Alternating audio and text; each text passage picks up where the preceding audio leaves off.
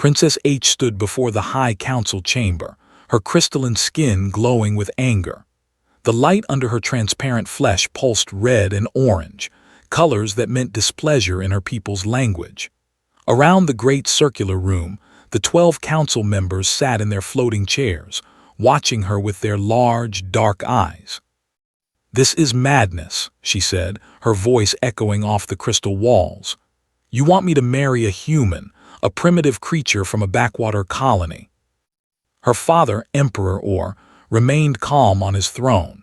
His skin showed the pale blue of patience, though H could sense his growing irritation through their telepathic link. "The decision is made, daughter," he said.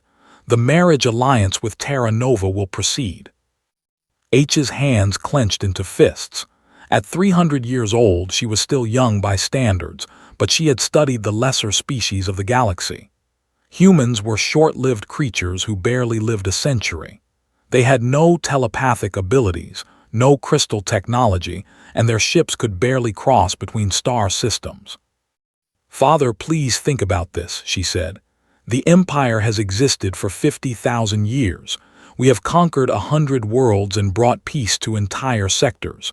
Why should I bind myself to some animal?" The word animal made several council members shift uncomfortably. Counselor, the oldest among them, leaned forward. "Princess, you speak of creatures you have never met," he said. "The humans may surprise you." H turned her glowing eyes toward him. "Surprise me. They live for barely 100 years. They fight with metal weapons and chemical explosives. They cannot even speak mind to mind as civilized beings do. What could they possibly offer the Empire?" "Quantum crystals," her father said simply. The words hit the chamber like a physical force. Quantum crystals were the most valuable resource in the known galaxy. They powered the fastest ships, the strongest shields, and the most advanced weapons. The Empire had built its strength on controlling the crystal mines of 7 worlds.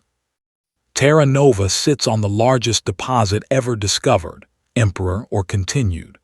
"Their primitive surveys show enough crystals to power our fleet for 1,000 years, but they have something else we need." H waited, her skin flickering with confused colors. "The Devourers are coming," her father said.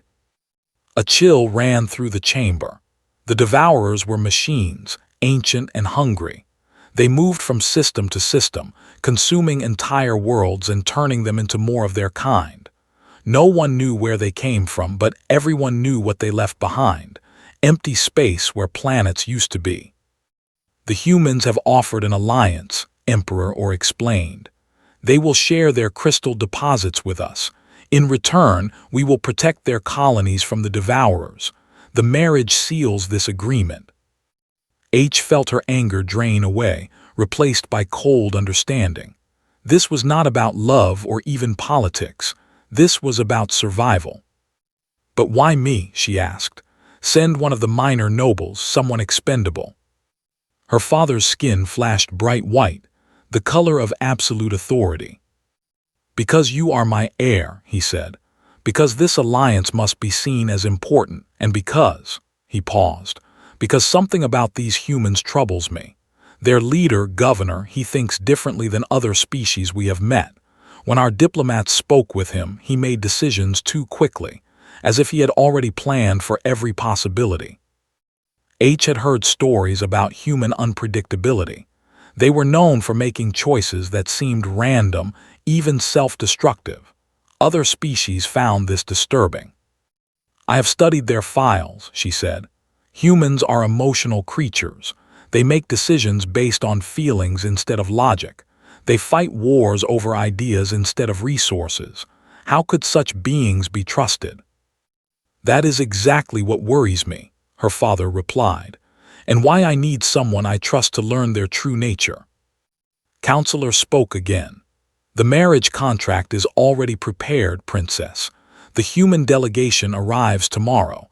You will meet your intended husband and begin the bonding ceremony preparations." H closed her eyes and reached out with her telepathic senses. She could feel the minds of everyone in the chamber, their thoughts, their emotions. their hidden fears about the devourers. The humans, she knew, would be different. Their minds would be closed to her, full of the mental static that made telepathic communication with them so difficult. "What do we know about this human I am supposed to marry?" she asked. Emperor or consulted a data crystal floating beside his throne. "His name is," he said, "age 35, which is middle-aged for their species, governor, chosen representative, former military service. The files say he is qualified to speak for all human colonies in the region." "Former military," H repeated, "so he is a warrior." "All humans are warriors, daughter," her father said quietly. "That is what makes them dangerous." H looked around the chamber one last time. The council members watched her with expressions of sympathy and determination. They all understood what this sacrifice meant, and they all believed it was necessary. "Very well," she said finally. "I will meet this human. I will perform the bonding ceremony. I will do my duty to the Empire." But inside her mind, she was already planning. She would go through with the marriage, but she would make it clear to this that it was a political arrangement, nothing more. She would fulfill her obligations and protect her people, but she would not pretend to care about a primitive creature who would be dead of old age before she even reached her middle years. As she left the chamber, H did not know that her careful plans would crumble the moment she looked into human eyes. The human transport ship looked ugly against the elegant curves of the capital vessel. Princess H watched from her private viewing chamber as the crude metal box approached their docking bay. Human ships always looked like they were built for function instead of beauty, all angles and armor plating, with none of the flowing crystal designs that made vessels look like living creatures. "Disgusting," she murmured, watching the docking procedure through the transparent crystal wall. Her attendant, Ra, stood quietly behind her. The younger's skin showed nervous purple colors, but she kept her thoughts carefully shielded. Everyone knew the princess was unhappy about the marriage. "Perhaps the human will surprise you, my lady," Ra said softly. H did not answer. She had spent the night reading every file about humans that the Empire possessed. What she learned had not improved her mood. Humans were indeed short-lived, violent, and completely unpredictable. They made wars over things like religion and territory that could easily be shared. They formed emotional attachments to creatures and objects that had no logical value. Worst of all, they seemed to enjoy taking risks that any sensible being would avoid. The transport ship sealed against the docking bay with a metallic clang that echoed through the capital ship. H straightened her formal robes and checked her appearance in a crystal mirror. Her skin showed the proper pale green of diplomatic neutrality, though it took effort to maintain that color when she felt so angry. "Come," she said to Ra, "let us meet this primitive and get this over with." They walked through the crystal corridors toward the main docking bay. Others moved aside respectfully as the princess passed, their skin colors showing mixtures of curiosity and sympathy. Everyone knew about the marriage alliance, and everyone understood it was a sacrifice for the good of the Empire. The docking bay doors opened with a soft hiss.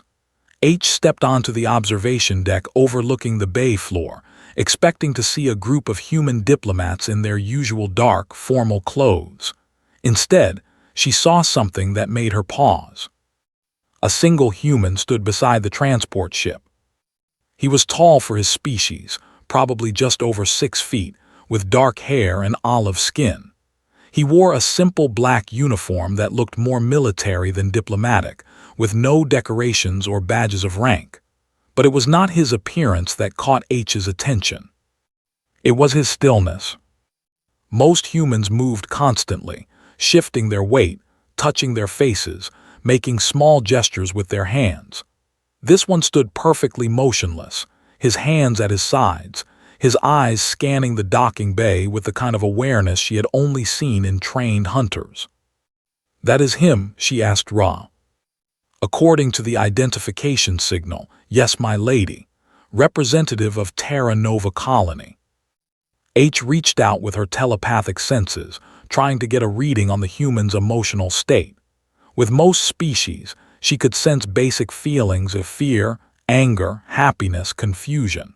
With humans, there was usually a chaotic mixture of surface thoughts and emotions, like listening to several conversations at once.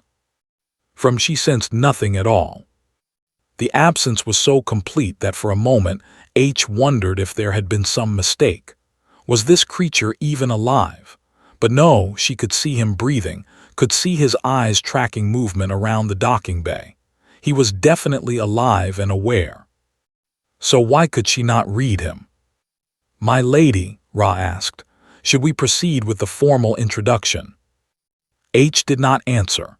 She was too busy trying to understand what she was experiencing.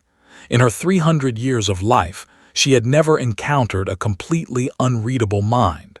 Even the most disciplined warriors had some surface thoughts that leaked through. This human was like looking at a blank wall. She watched as turned his head toward the observation deck. Even from 50 feet away, she could see his eyes clearly dark brown, alert, and completely calm. When their gazes met, H felt something she had never experienced before. He was looking at her, not through her or past her, but directly at her, as if he could see something in her that even she did not know existed. The sensation lasted only a moment, but it left her shaken. She gripped the railing of the observation deck and forced her skin to maintain its diplomatic green color. "We will go down now," she said, surprised at how steady her voice sounded. They descended to the docking bay floor. As they approached, turned to face them fully. Up close, H could see details that the files had not mentioned. His movements were fluid, like a dancer or a fighter. His uniform was perfectly clean but showed signs of wear. This was clothing that had been used, not just worn for ceremonies. Most importantly, his face showed no expression of awe or nervousness at meeting alien royalty. He simply watched her approach, with the same calm attention he had shown everything else. "Your Highness," he said when she was close enough for conversation. His voice was deep and quiet, with an accent she did not recognize. I bring greetings from Governor and the people of Terra Nova." He did not bow, which was a breach of protocol. Instead, he gave a slight nod of acknowledgement, as if she were an equal rather than royalty. "Mister," she replied, using the human form of address. "Welcome to the capital ship Eternal Dawn. I trust your journey was adequate." Something flickered in his dark eyes, amusement, perhaps, but his expression remained neutral. "It was educational," he said. "I have never seen a vessel before. Your technology is impressive." H tried again to read his thoughts, pushing harder with her telepathic abilities.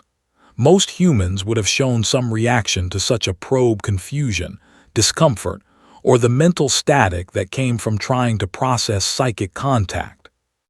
Showed nothing. It was as if her telepathic senses simply slid off his mind like water off crystal. "Mister," she said slowly, "are you aware that my people are telepathic?"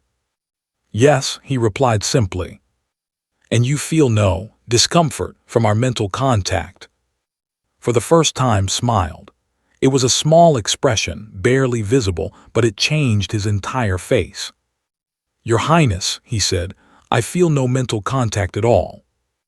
The words hit H like a physical blow, not because they were rude, but because they were true. Somehow, impossibly, this human was completely immune to her telepathic abilities. In 300 years of life, Princess H had never met another being she could not read. She was about to discover that was full of such surprises.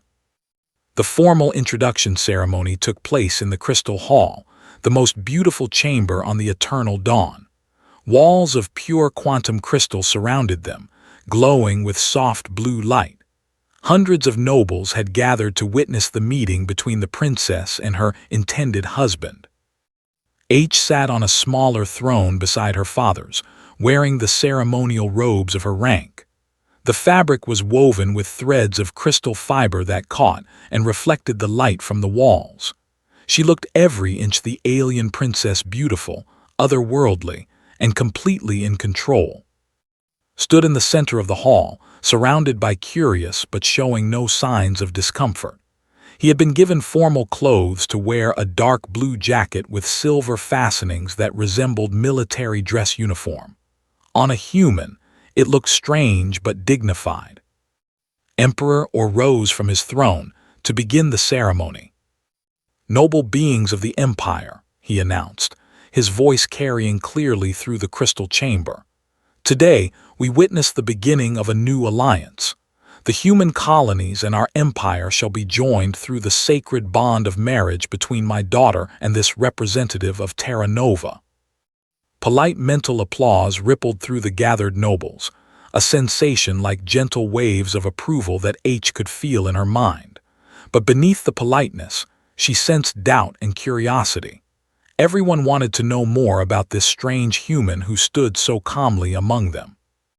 "Of Terra Nova," the Emperor continued, "step forward and tell us of yourself, that we might know the being who would join our royal family." Took 3 steps forward and stopped precisely at the traditional distance for addressing the throne. Someone had clearly briefed him on proper protocol, yet H noticed he moved with the exact timing of military drill. "Your Imperial Majesty," said, his voice carrying easily through the crystal chamber, "I am honored by your welcome. I come not just as a representative of Terra Nova, but as a soldier who has seen what threatens us all." The word "soldier" sent ripples of interest through the assembled nobles. Most expected a diplomat or administrator. "Tell us of this threat," Emperor Or commanded. Was quiet for a moment, and H saw something change in his expression. The calm mask remained, but there was a weight behind his eyes now, as if he were looking at something far away. "The Devourers," he said simply, "I have fought them before."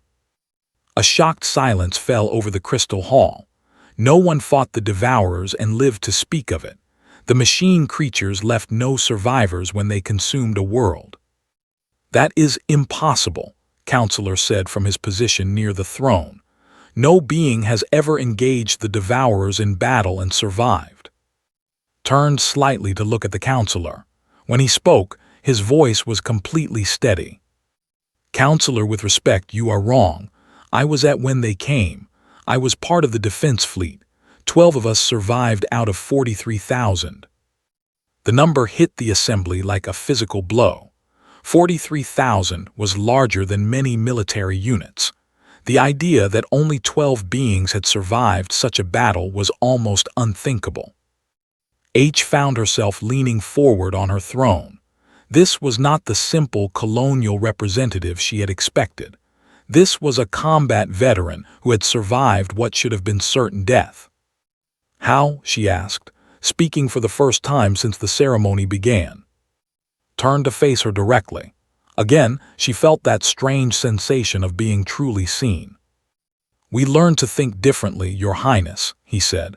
"The Devourers are machines. They calculate probabilities, analyze patterns, predict behavior. They are very good at fighting logical opponents." "And humans are not logical?" H asked. For the second time, she saw that small smile. "No, Your Highness, we are not." Emperor Or gestured for to continue. "The Devourers destroyed our main battle fleet in the first engagement," said. "Standard tactics, predictable formations, logical responses. They countered every move we made because they could calculate what we would do next." He paused, and H noticed that his hands had moved from his sides to clasp behind his back another military stance. "The survivors were all from small scout ships and fighters. We had nothing left to lose, so we stopped fighting like civilized beings. We used ramming attacks, suicide runs, tactics that made no strategic sense. The Devourers could not predict what we would do because we were not trying to win, we were just trying to hurt them before we died." The crystal hall was completely silent now. Even the usual background hum of telepathic communication had stopped. "But you did not die," Emperor Or observed. "No," agreed. "We discovered something important. The Devourers can adapt to any weapon, any tactic, any strategy, but they cannot adapt to pure randomness. When beings stop acting logically, the machines cannot counter them effectively. H stared at him with new understanding. This was why her father was concerned about human unpredictability. It was not a weakness, it was a weapon. "You mentioned that 12 survived," she said. "What happened to the others?" Something flickered across face, grief perhaps, though it was gone too quickly to be sure. "Some died in later battles. Others could not handle the psychological effects of what we experienced. I am one of only 3 who still serve in active military positions." "And what psychological effects?" Counselor asked. This time looked directly at H as he answered. "We learn to think like the enemy, Counselor, to shut down all predictable responses and act from pure instinct. It requires complete mental discipline. Most beings cannot maintain that level of psychological control without losing themselves." H felt a chill run through her. She was beginning to understand why she could not read this human's mind. It was not that he lacked telepathic ability. It was that he had trained himself to think in ways that were fundamentally unreadable. "Show us," she said quietly. "Your Highness, show us this mental discipline." Studied her for a long moment, then he nodded. "You will need to attempt a telepathic probe," he said. "I warn you, Your Highness, what you experience may be disturbing." H straightened on her throne. She was a trained telepath with 3 centuries of experience. No human mind could truly disturb her. She reached out with her psychic abilities, pushing harder than she had ever pushed before, trying to penetrate whatever barrier protected thoughts. For a moment nothing happened, then suddenly the barrier was gone. Images flooded into H's mind, memories of the battle at. She saw human ships being torn apart by mechanical creatures larger than buildings. She felt the terror and desperation of beings facing extinction. She experienced the moment when trained soldiers abandoned all logic and threw themselves into hopeless attacks, not for victory, but for the simple need to fight back. And underneath it all, she felt the cold, calculating presence of this battle mind, a consciousness that had learned to make life-and-death decisions in microseconds, that could watch friends die and immediately adapt to new tactics, that could function perfectly while everything around it fell into chaos. The vision lasted only seconds, but when it ended, H was gripping the arms of her throne so tightly that her fingers had cracked the crystal. Had not simply shown her his memories. He had reflected her own telepathic probe back at her, giving her a direct experience of what human warriors could become when necessity demanded it. In the stunned silence that followed, H realized that her father had been right to be concerned about human unpredictability. And she began to understand that was the most dangerous being she had ever met. The wedding negotiations had been proceeding smoothly for 3 days when the alarms began to sound. H was in her private chambers, reviewing the ceremony protocols with her attendants, when the crystal walls began flashing red warning lights. The high-pitched wail of the emergency signal echoed through every corridor of the eternal dawn. "Battle stations," came the announcement through the ship's communication system. "All personnel to battle stations. Unknown contacts approaching from hyperspace." H ran from her chambers toward the bridge, her formal robe streaming behind her. She found chaos waiting for her. Officers moved frantically between control stations, their skin colors flashing through the full spectrum of panic and urgency. On the main, she could see the source of their fear.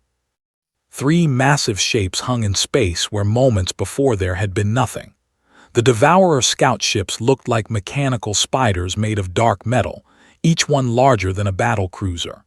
They moved with slow, deliberate purpose, scanning the system with energy beams that made the space around them shimmer. "Report," Emperor or commanded as he strode onto the bridge. Admiral, the fleet commander, turned from the tactical display. Her skin showed the deep red of military urgency. 3 Devourer scouts, my lord. They emerged from hyperspace 12 minutes ago and immediately began scanning our positions. Long-range sensors show hyperspace distortions consistent with a larger fleet preparing to jump into the system. H felt ice form in her stomach. The main Devourer fleet. If even 1/10 of their force arrived, the task force would be completely overwhelmed. How long before the main fleet arrives? Her father asked. Based on the distortion patterns, perhaps 6 hours, the admiral replied. Maybe less. Emperor stood quietly for a moment, studying the tactical display. H could see him calculating options, all of them bad.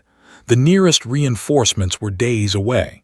They could run, but the Devourers would simply follow them to other systems. Begin evacuation procedures, he finally ordered. All non-essential personnel to the escape pods. Signal the fleet to prepare for fighting withdrawal. My lord, Admiral said carefully, our weapons have limited effectiveness against Devourer armor if the main fleet arrives. I understand, Admiral. The Emperor's skin had gone pale with resignation. We will do what damage we can and try to delay them. There might be another option.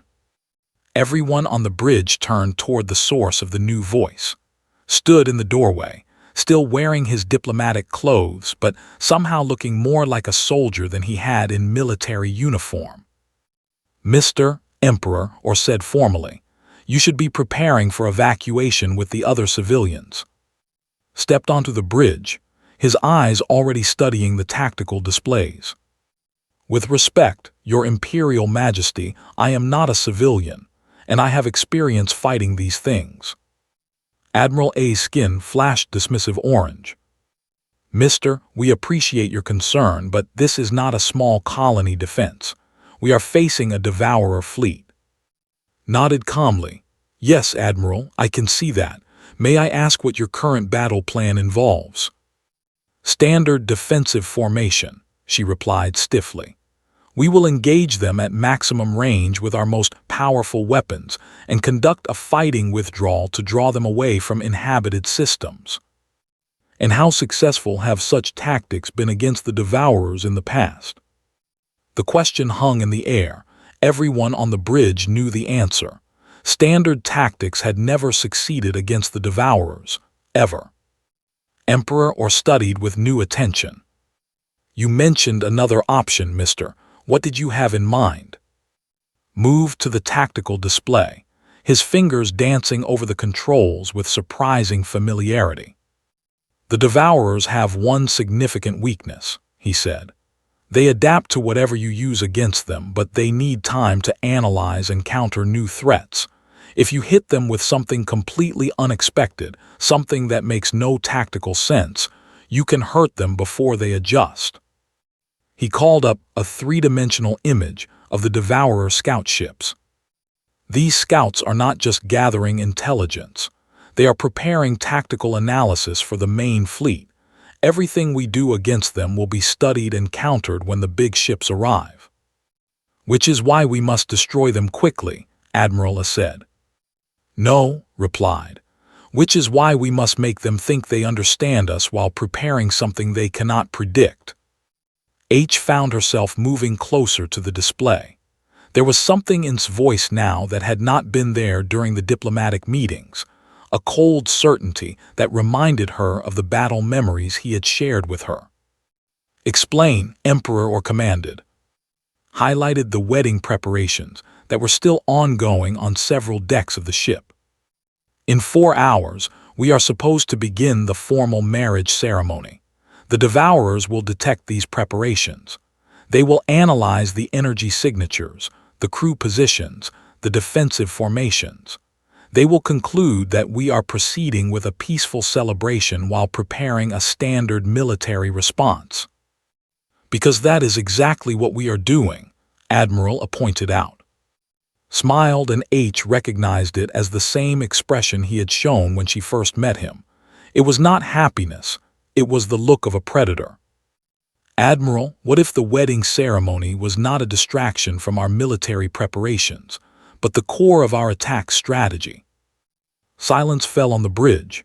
H stared at, trying to understand what he was suggesting.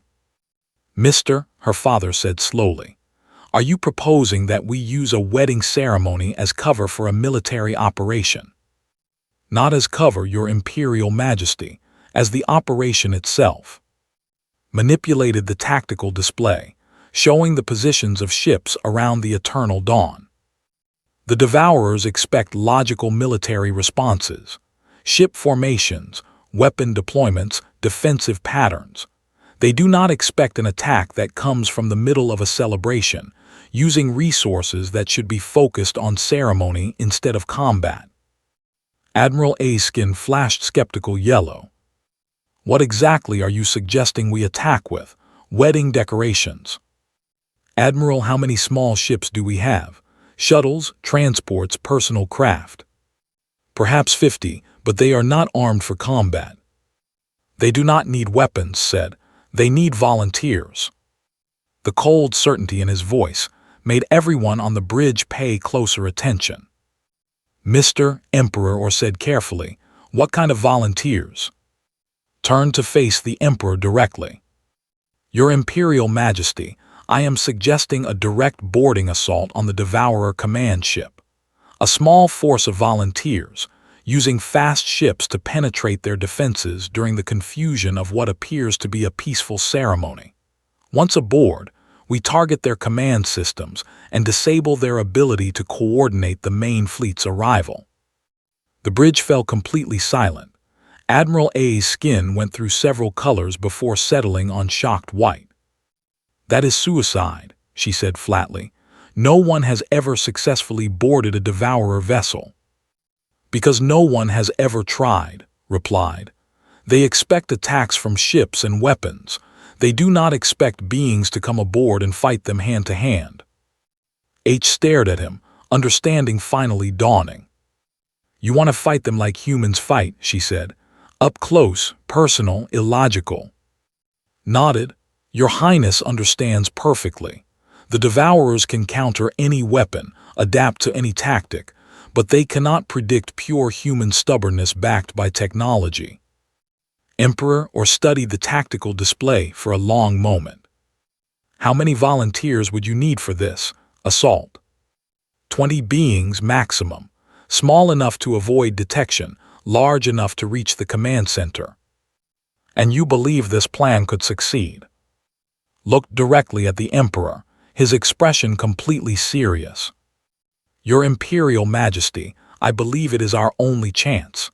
The alternative is to watch them consume this system and then move on to the next one." The Emperor was quiet for nearly a full minute. When he finally spoke, his voice was heavy with the weight of command.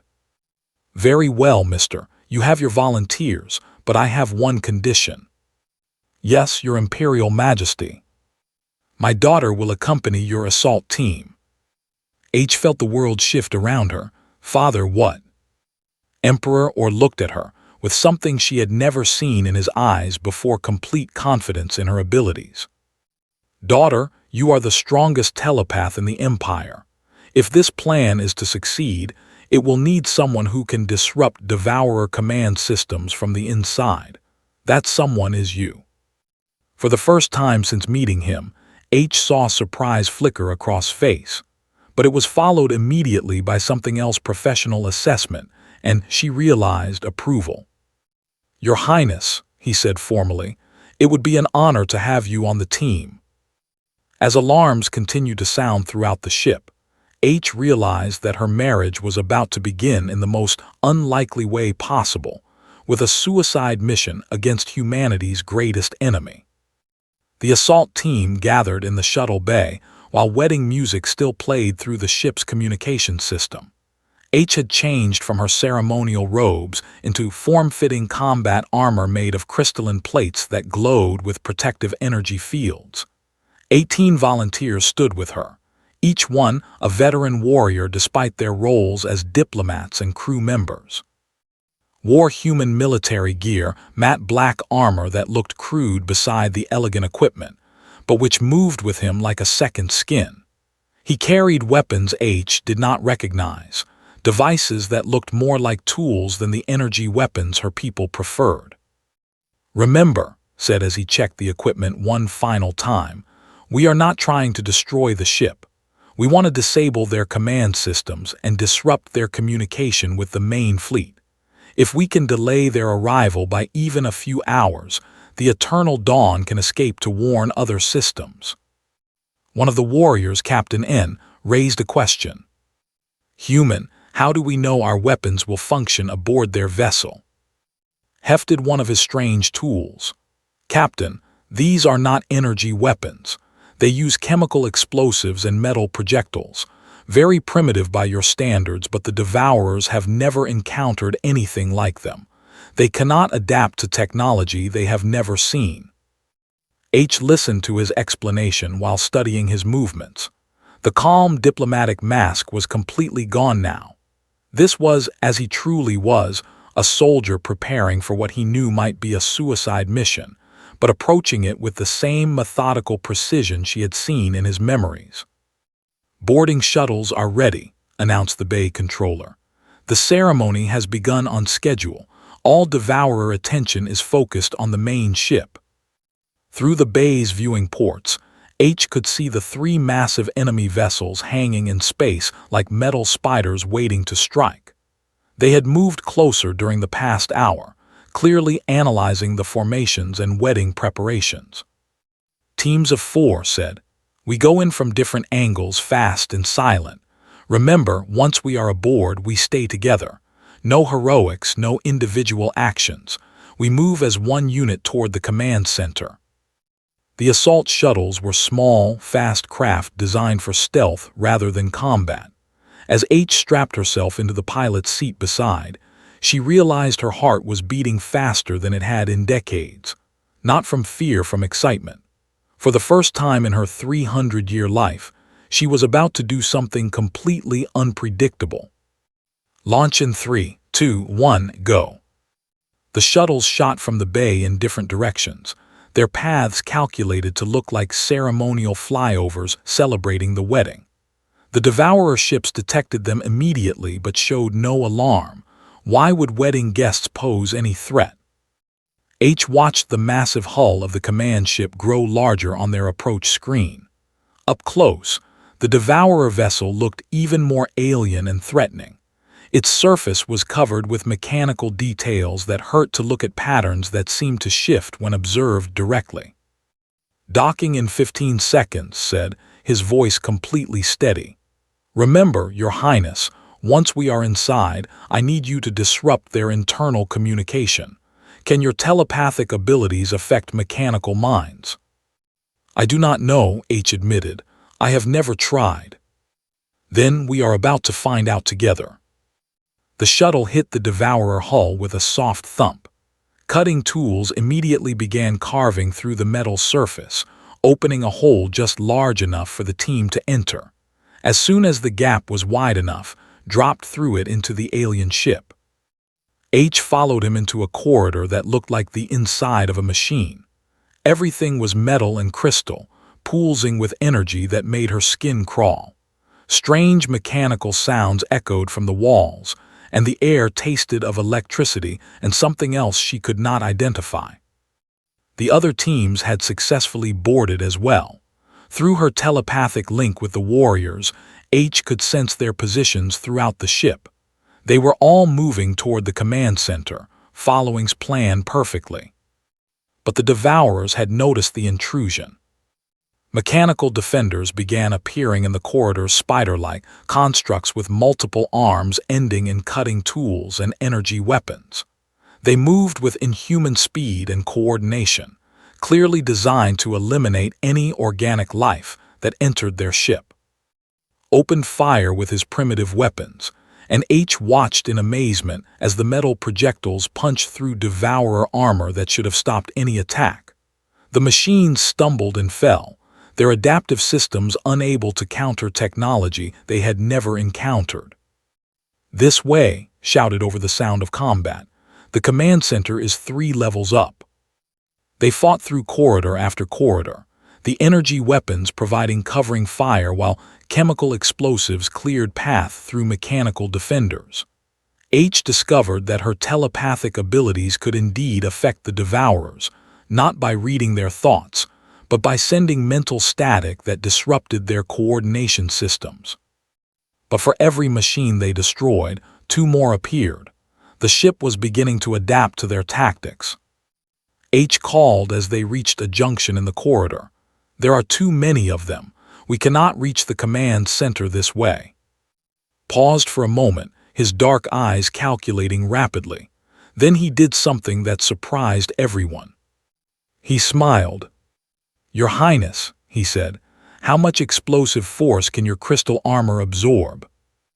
Before she could answer, he had grabbed her around the waist and activated something on his belt. The device began beeping rapidly, counting down from 10. "Hold on," he said. The explosion threw them both through the floor, down into the deck below, then through that floor as well. They crashed through metal and machinery until they landed in a vast chamber filled with glowing energy cores and data streams. The command center. H rolled to her feet, her armor crackling with defensive energy. Around them, the other assault teams were also arriving by various improvised routes, all following S lead in abandoning careful tactics for pure audacity. But the Devourers were adapting faster than expected. Massive mechanical guardians were already rising from hidden positions throughout the command center, their weapons powering up to eliminate the intruders. The main control node pointed to a crystalline structure in the center of the chamber. "If we can destroy that, we can disrupt their communication with the main fleet." They ran toward the target through a storm of energy blasts and mechanical debris. Warriors fell around them, their shields failing under the concentrated fire. His armor took hit after hit, smoking and sparking but somehow still functioning.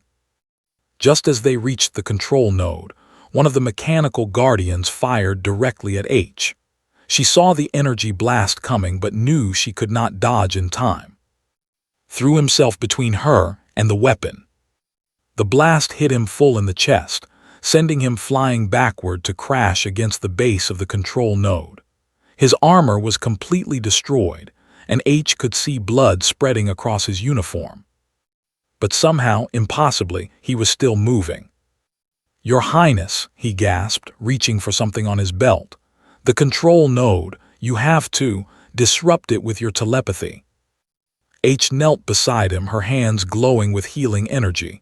"Do not talk, let me help you." "No time," he whispered. "The main fleet, they are almost here." She looked around the command center and realized he was right. The other warriors were falling back under overwhelming fire.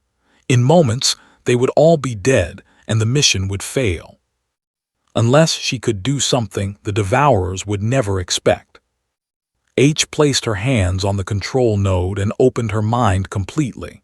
Instead of trying to disrupt the machine systems, she did something no had ever attempted. She tried to understand them. The experience was like touching an alien form of consciousness, vast and cold and utterly logical. She felt the Devourer network spread across space, connecting ships and worlds in a web of mechanical thought.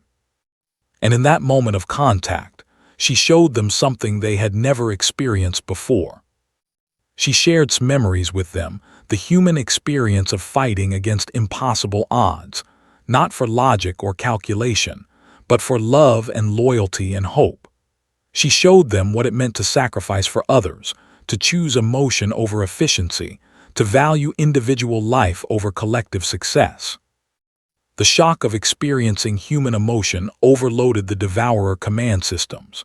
Across the ship, machines that had never known anything but logic suddenly tried to process concepts like love and sacrifice and hope. Their adaptive systems, designed to counter weapons and tactics, could not adapt to the idea of beings who would die for something greater than themselves. The control node exploded in a shower of sparks. Throughout the ship, communication systems failed as the Devourers struggled to understand what they had experienced.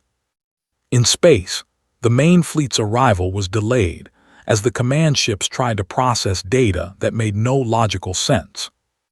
H pulled to his feet, supporting him as the remaining assault teams fought their way back to the shuttles. His injuries were serious, but he was alive. More importantly, he was conscious and aware of what they had accomplished. "Did we succeed?" he asked as they reached the shuttle. "Yes," H said, helping him into the pilot's seat.